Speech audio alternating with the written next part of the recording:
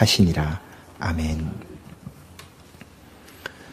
농약을 치지 않고 벼농사를 짓는 논에는 각종 곤충들, 물고기들이 함께 살게 되지요. 그 많은 것들 가운데 특별히 미꾸라지와 메기가 벼농사하는 데다가 풀어놓는다고 합니다. 아시는 분은 아시겠지만 미꾸라지는 메기만 보면 도망 다니게 되어 있죠. 메기가 잡아먹기 때문입니다.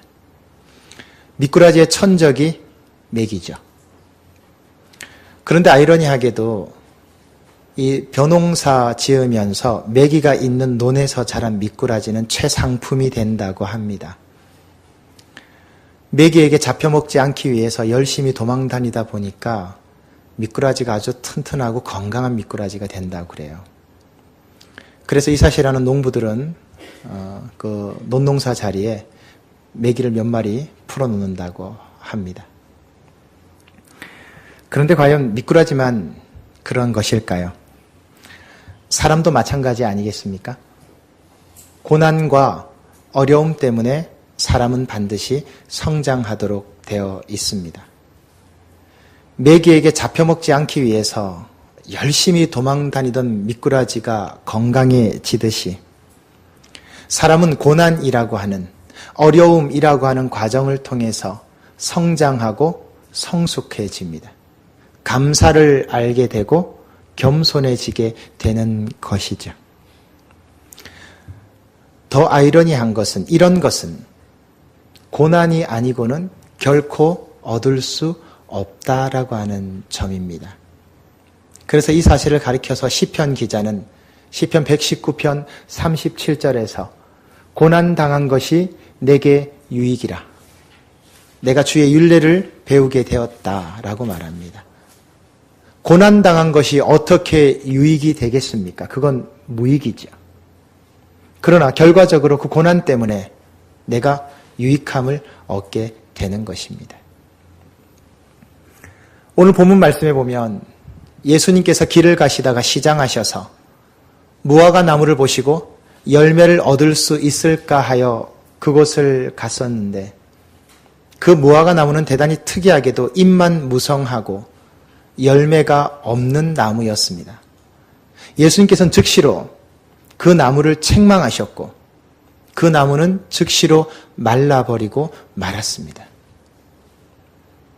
이상하게 생각하는 제자들 앞에 예수님께서는 말라버린 무화과 나무를 통해서 들려주시고자 하는 음성이 있었습니다.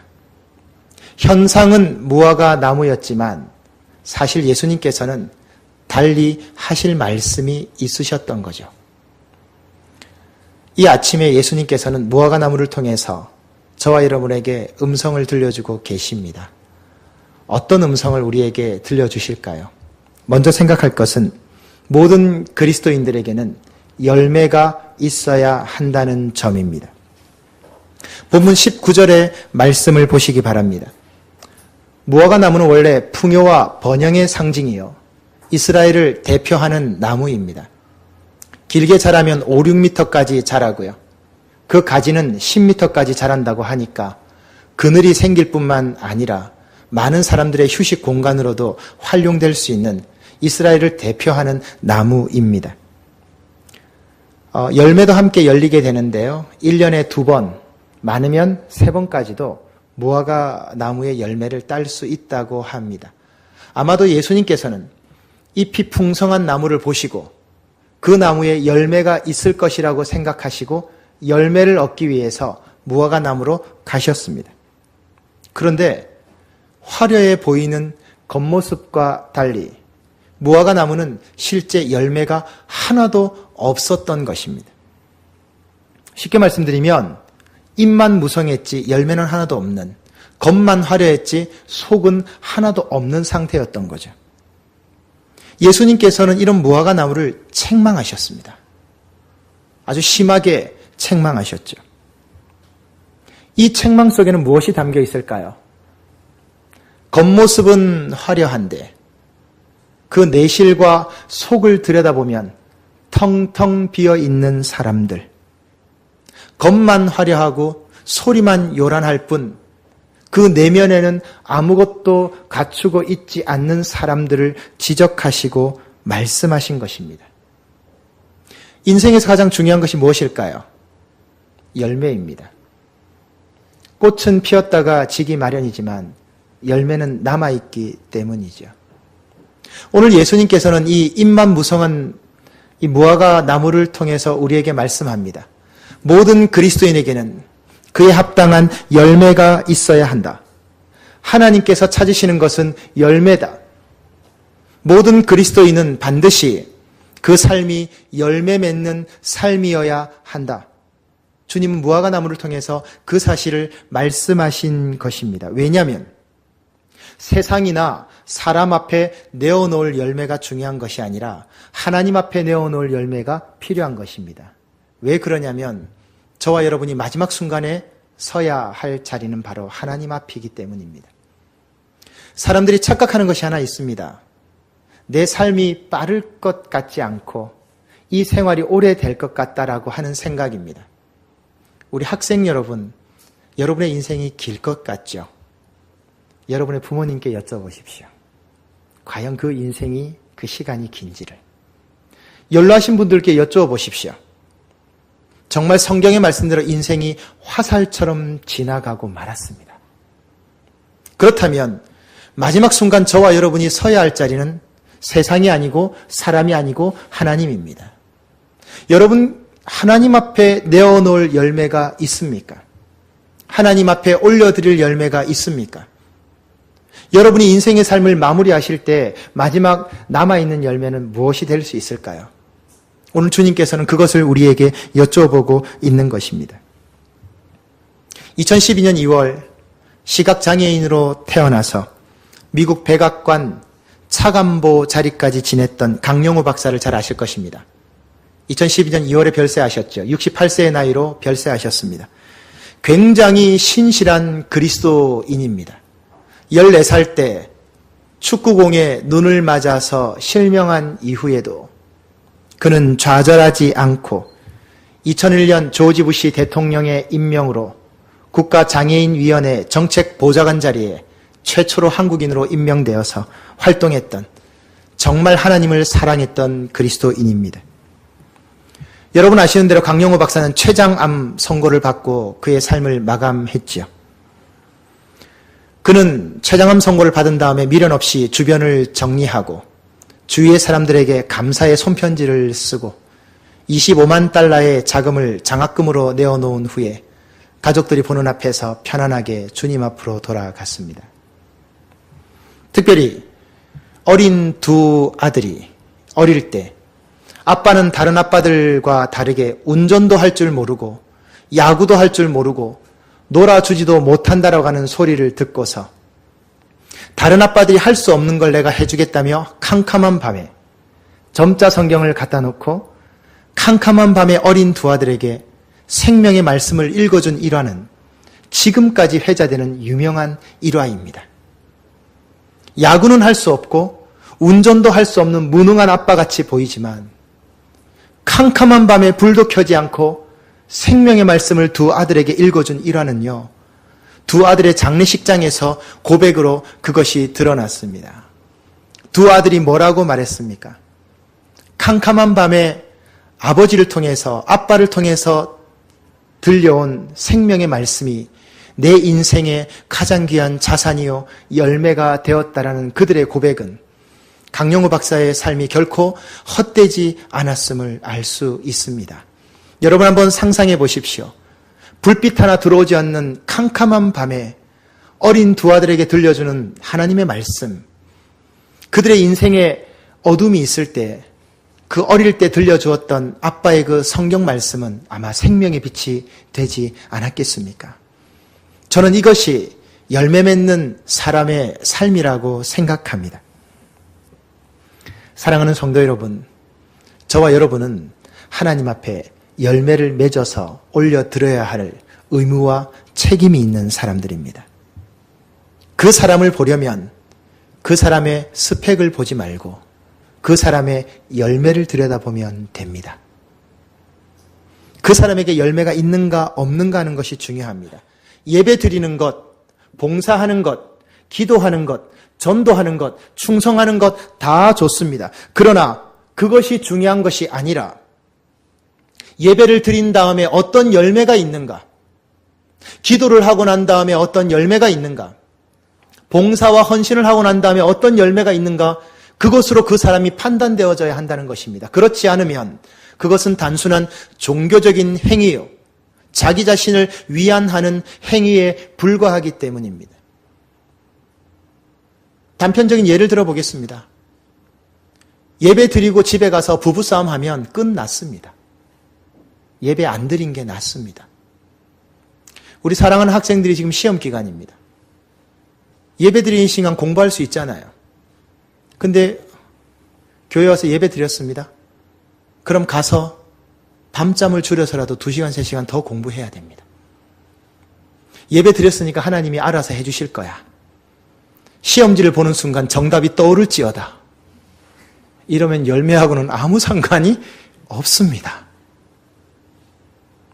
예배 드리고 가서 가족 간에 화목하지 못하면, 예배 드리고 나서 더 세상 쾌락에 빠지면 예배 안 드리는 게 나아요. 그건 열매도 아니고 아무것도 아니에요. 아무 상관이 없는 거예요. 결국 마지막 남는 것은 내가 주님 앞에 올려드릴 열매가 있는가 없는가 하는 겁니다. 주님은 지금도 저와 여러분에게 열매를 찾고 계십니다. 맺혀드릴 열매를 올려드릴 수 있는 여러분 되시기를 간절히 바랍니다. 주님께서 무화과 나무를 통해서 믿음에 대해서 말씀하십니다. 주님께서 믿음이 충만하라 이렇게 말씀하십니다. 본문 21절의 말씀을 보시기 바랍니다. 무화과 나무를 말씀하시던 주님이 갑자기 그 말씀의 방향을 바꾸어서 믿음과 의심에 대해서 말씀하기 시작합니다. 주님은 특별히 21절에서 믿음과 의심에 대해서 언급하십니다. 믿음과 의심은 어떤 관계일까요? 이 믿음과 의심은 서로 충돌하는 관계입니다. 서로 싸웁니다. 서로 긴장을 조성합니다. 서로 충돌하게 됩니다. 믿음이 이기면 소망과 능력과 사랑의 사람이 되지만 의심이 이기면 부정적이고 어둡고 실패하는 사람이 됩니다. 21절의 말씀과 같이 믿음은 산을 들어서 바다로 옮길 수 있지만 의심하는 사람에게는 아무것도 할 수 없는 사람이 됩니다. 산을 들어서 바다를 옮기는 건 고사하고 그 바다에 빠져 죽고 마는 거가 되는 거죠. 왜 예수님께서 갑자기 무화과 나무를 말씀하시다가 믿음을 말씀하신 걸까요? 예수 믿는 사람이 언제가 가장 무력한 때인지 아십니까? 예수 믿는 사람이 언제 가장 비참한 때인지 아십니까? 돈이 없을 때가 아닙니다. 병들었을 때도 아닙니다. 직장이 힘들거나 사업이 힘들거나 가정적인 어려움이 있을 때가 아닙니다. 예수 믿는 사람이 가장 초라하고 비참할 때는 내 안에 믿음이 없을 때입니다. 예수 믿는다고 교회에 와 있는데, 기도한다고 하는데 내 안에 믿음이 없을 때가 가장 비참한 거예요. 믿음이 없으니까 두려운 것 아닙니까? 믿음이 없으니까 평안하지 못한 거죠. 여러분, 사람을 의심해 보셨습니까? 사람을 의심하는 것만큼 얼마나 괴롭고 힘든지 아세요? 여러분, 남편을 의심해 보신 적 있으시죠? 없으신가요? 부인을 의심해 본 적 있으십니까? 자녀를 의심해 본 적 있으십니까? 사업하는 파트너를 의심해 본 적 있으세요? 여러분 마음이 어떠시든가요? 만신창이가 됩니다. 평안함이 하나도 없습니다. 불안합니다. 기쁘지 않습니다. 사람도 의심하면 이렇게 괴로운데요. 하나님을 믿는다고 하면서 하나님을 제대로 믿는 믿음이 없다면 이것만큼 비참하고 초라한 일이 어디 있겠냐고요. 현대를 가리켜서 불확실성의 시대라고 합니다. 어떤 분야, 어떤 직종, 어떤 사람을 막론하고 예측대로 되어지는 것은 하나도 없습니다. 안정적인 것도 하나도 없습니다. 그러나 믿음이 있는 사람은 그 어떤 상황에서도 평안할 수 있습니다. 빼앗기지 않는 두려움이, 빼앗기지 않는 평안함이 그 안에 있기 때문입니다. 결국 문제는 외부의 환경이 바뀌느냐, 사람이 바뀌느냐가 아니고 나에게 믿음이 있느냐, 없느냐, 그게 가장 중요한 것입니다. 근데 대부분의 사람들은 외부적인 환경에서 그것을 찾죠. 2011년도 KBS 연말 방송 연예대상 시상식이라는 게 있었습니다. 지금도 해마다 연말이 되면 하죠. 거기 코미디 부분 여자 우수상 수상한 사람이 개그우먼 신보라 양입니다. 굉장히 신실한 그리스도인이죠. 저는 지금도 이 인터뷰를 기억합니다. 화면에 나오는 것처럼 KBS 연기대상 여자 코미디 부분 신인상을 받았을 때 신보라 자매가 그 시상식에 나와서 한 말이 있습니다. 뭐라고 했는지 아십니까? 그녀의 첫 마디가 이랬습니다. 저에게 있어서 자랑할 것은 오직 예수 그리스도의 십자가와 그 보혈입니다. 하나님께 영광을 돌립니다. 감사합니다. 그리고 뒤에 여러 사람들에 대한 감사를 이야기했죠. 저는 깜짝 놀랐습니다. 여러 가지 생각이 교차했습니다. 그 이야기를 똑똑히 들었습니다. 여러분, KBS는 국가 공영방송입니다. 케이블 TV가 아니에요. 사설 TV가 아니라고요. 그냥 단순히 하나님께 영광 돌리면 이런 차원이 아니에요. 오직 저에게 있어서 감사할 것은 예수 그리스도의 십자가와 그 보혈입니다라고 얘기했습니다. 국가 공영방송에서 공식 연예대상 시상식에서 그렇게 발언하면 신보라 씨는 큰일 나요. 분명히 타 종교인으로부터 엄청난 핍박을 받게 될 거고 다른 압력을 받아서 자리를 놓칠 수도 있습니다. 저는 충격을 받았습니다. 신보라 자매가 앞으로 힘들어질 수 있겠다. 그 상황이 힘들어질 수 있겠다. 근데 지금 상황이 어떻습니까? 더 왕성하게 활동합니다. 더 놀라운 사실은요. 2011년도에 그 연말 KBS 저 자리에 했던 저 인터뷰 내용이 유튜브에 올라왔는데 한 달 만에 3만 뷰를 기록했습니다. 한 달 동안에 3만 명이 봤어요.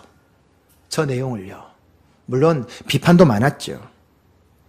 얼마나 많은 이들에게 선한 영향력을 끼쳤는지 아십니까? 저는 이 모습 보면서 하나 깨달은 것이 있습니다. 삶에는 공식이 있다. 믿음의 사람들에게는 공식이 있다. 그 공식대로 하면 살 수 있다. 자꾸 다른 공식을 갖다 대니까 어려워지는 거예요. 그 다른 공식이 무엇입니까? 세상의 공식이 있죠. 그게 뭡니까? 네가 하고 싶은 대로 해라. 누리고 싶은 대로 누리고 원하는 것 해라. 그게 정답이고 그게 공식이라고 말합니다. 그러나 그리스도인들은 다릅니다. 그리스도인들은 믿음의 공식이 있습니다. 그거대로 하면 됩니다. 그거대로 하면 살 수 있습니다. 그것이 무엇입니까? 믿음 지키며 사는 겁니다. 어떤 손해를 보더라도 어떤 어려움을 당하더라도 믿음대로 사는 거요. 그러면 됩니다. 엄밀하게 말씀드려서 예수 믿는 사람들에게 있어서 고난이 뭡니까? 어려움이 뭡니까? 방황이 뭡니까? 믿음의 공식을 터득하는 과정이라고 저는 생각합니다. 믿음의 공식대로 살지 않으니까 그 믿음의 공식대로 사는 방법을 가르쳐 주기 위해서 고난이 주어지고 어려움이 주어지는 거예요. 하나님이 여러분을 미워해서가 아니에요. 더 귀한 것을 깨닫도록 하기 위해서예요. 믿음으로 살도록 터득하는 시간, 그것이 바로 고난이고 어려움입니다. 왜냐하면 믿음이 있을 때는 모든 것이 은혜가 되지만 믿음이 없을 때는 모든 것이 문제가 되기 때문입니다. 믿음이 충만해 보십시오. 어떤 어려움, 어떤 좌절, 어떤 시험이 있어도 넘어설 수 있습니다. 그러나 믿음이 떨어지면 아무리 편안한 상황이 있어도 절대 평안하지 않고요. 불평이 올라오고요. 원망이 올라오게 됩니다. 그 기준이 뭡니까? 믿음이 있느냐, 믿음이 없느냐에 달려있는 거예요. 그런 의미에서 저와 여러분의 평생 소원이 믿음 더욱 주소서. 이 믿음 더 강하게 하소서. 이 믿음 붙잡고 살게 하소서. 이렇게 되었으면 좋겠습니다. 주님은 저와 여러분에게 믿음을 원하고 계십니다. 우리 삶의 공식대로 가십시다. 삶의 공식은 믿음입니다. 공식대로 가십시오. 그러면 아무 문제 없습니다. 이 믿음이 충만하시기를 주님의 이름으로 축원드립니다. 마지막 한 가지로 주님께서는 기도할 것을 말씀하십니다. 여러분 참 이상하지 않습니까? 무화과 나무로 시작한 이야기가 믿음으로 와서 기도까지 연결이 됩니다. 22절의 말씀을 보시기 바랍니다. 주님께서는 믿음을 언급하시고 난 다음에 이제 기도에 대해서 다시 말씀하기 시작하십니다. 무화과 나무와 기도가 무슨 관계가 있을까요? 무슨 연관이 있어서 주님 기도를 말씀하신 걸까요? 쉽게 말씀드리면 이런 겁니다. 무화과 나무가 말라버린 것이 신기하느냐? 기도하는 사람에게는 이것보다 더 신기한 일을 보게 해줄 것이다. 기도하는 사람에게는 더 놀라운 은혜와 역사를 경험하게 해주겠다. 그 말씀입니다. 여러분 생각해 보십시오. 예수님 말 한마디에 무성하던 무화과 나무가 그 즉시로 말라버렸습니다. 얼마나 신기한 일입니까? 그것과는 비교되지 않는 놀라운 은혜가 예비되어 있는데 그것은 믿음으로 기도하는 사람에게 주어지는 것이다. 이것이 바로 주님의 말씀입니다. 여러분 지금 라마단의 기도 기간이라는 것 아십니까? 지난 6월 6일부터 7월 5일까지 한 달간 라마단 금식 기도 기간입니다. 여러분 이 무슬림들 얼마나 열심히 기도하는지 아시죠? 해 떠 있는 동안은 아무것도 먹지를 않습니다. 정말 독실한 무슬림들은 침도 뱉습니다. 침도 안 삼키려고. 해가 떠 있는 기간에는 철저하게 금식합니다. 이 사람들 얼마나 열심히 기도하는지 아십니까? 한 달간 기도합니다. 여러분 불교에 108배라고 있습니다. 1800배라고 있습니다. 18,000배가 있습니다. 여러분 그게 정성 없이 되는지 아십니까? 우리가 그냥 앉아서 드리는 기도와는 비교조차 안 됩니다. 온몸이 으스러질 것 같은 기도입니다. 삼보일배는 어떻습니까? 지금은 사회운동가들이 사회적 이슈를 위해서 하는 방편이 되었지만 원래 삼보일배는 그런 의미가 아닙니다. 여러분 세 걸음을 걷고 한 걸음 엎드려서 합장한다고 생각해 보십시오. 그것 감당 못합니다, 여러분. 기독교에만 기도가 있는 게 아니에요.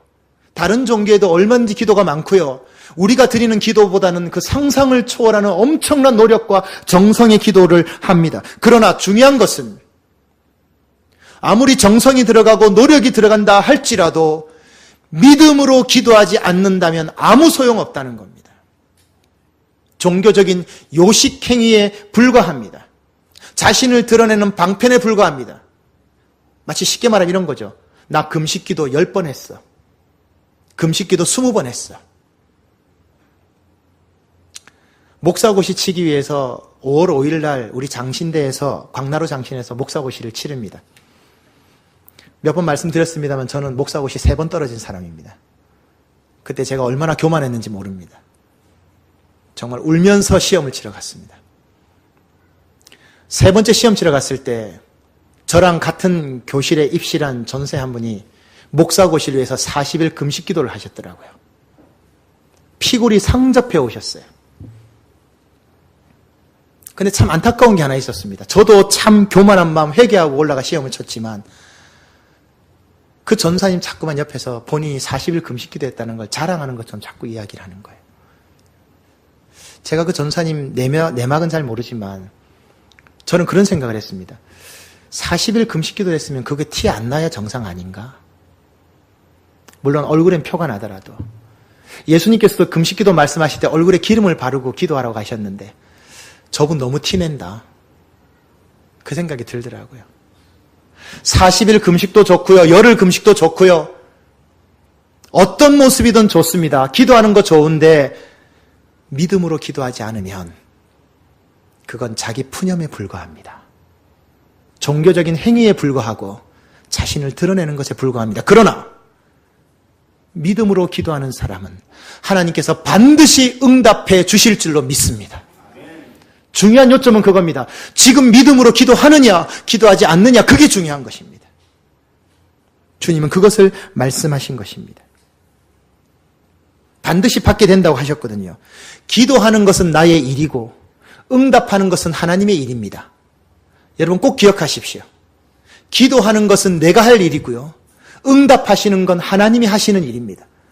내가 할 일은 내가 열심히 하고요. 하나님이 할 일은 하나님 열심히 하시면 돼요. 예레미야 33장 3절 너는 내게 부르짖으라. 내가 내게 응답하겠고 내가 알지 못하는 크고 비밀한 일을 내게 보이리라. 너는 내게 부르짖으라. 이것이 우리가 할 일이고 크고 비밀한 일을 내게 보이리라는 건 하나님이 하실 일이고 믿음으로 기도하느냐 아니냐의 차이는 거기서 나오는 겁니다. 그래서 기도하는 사람은요. 성공해도 교만하지 않고요. 실패하고 좌절해도 낭망하지 않습니다. 그럴 필요가 없습니다. 이미 뛰어넘은 겁니다. 사랑하는 성도 여러분, 희망은, 가능성은, 소망은 내 속에서 생기는 것이 아닙니다. 그것은 하나님께서 저와 여러분에게 주시는 겁니다. 기도하면 희망이 생기고 희망이 커지고 희망이 더 분명해집니다. 다시 말씀드립니다. 기도하면 희망이 생기고요. 희망이 자라고요. 희망이 커져서 더 분명해집니다. 그러나 기도하지 않으면 아무것도 없습니다. 인간의 의지만 남게 되겠죠. 그래서 기도하는 사람은 생각이 다르고요. 언어가 다르고요.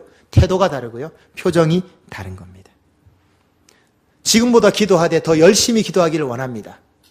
여러분의 학교에서 기도하기를 원하고요. 여러분의 가정에서 기도하기를 원합니다. 여러분의 직장에서 기도하기를 원합니다. 여러분의 삶의 자리에서 기도하며 나가기를 원합니다. 예수님 말씀대로 반드시 받게 될 것입니다. 여러분의 막혀버린 자리 있죠. 막다른 골목 있죠. 실망하지 마십시오. 돌아서서 무릎 꿇으면 됩니다. 막힌 곳은 오래 바라보지 말라고 그랬습니다. 서양의 격언이죠. 막다른 그 자리는 기도의 자리입니다. 막힌 자리는 기도의 자리입니다. 거기에 무릎 꿇으십시오. 하나님 반드시 역사하십니다. 절대로 하나님 외면하지 않으십니다. 그 기도의 응답 받아 누리며 살았으면 좋겠습니다. 그 귀한 은혜를 받아 누리며 사는 저와 여러분의 믿음 되시기를 주님의 이름으로